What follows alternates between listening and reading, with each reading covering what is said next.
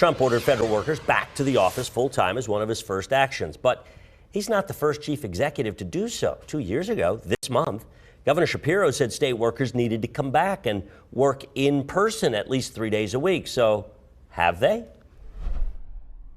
I remember days when every seat in this restaurant was filled and we had a line at the counter. Those days for Harrisburg's Cafe Fresco were pre-pandemic when state workers filled the place. It's pretty frightening, I'll be honest, Dennis.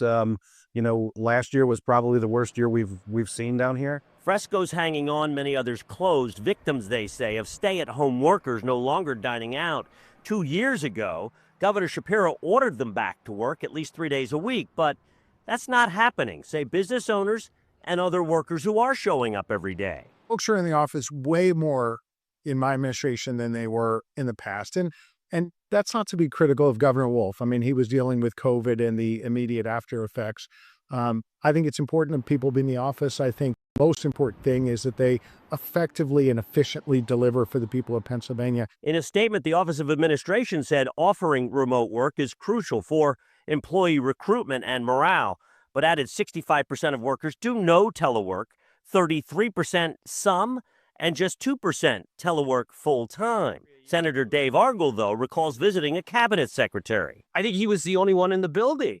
And I said, what the hell's going on? He said, oh, it's Monday.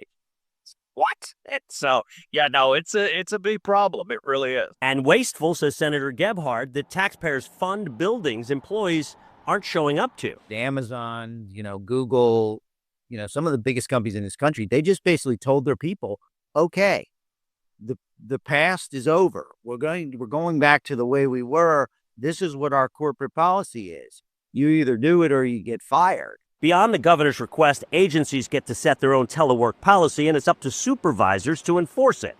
That's hard to swallow for this restaurateur.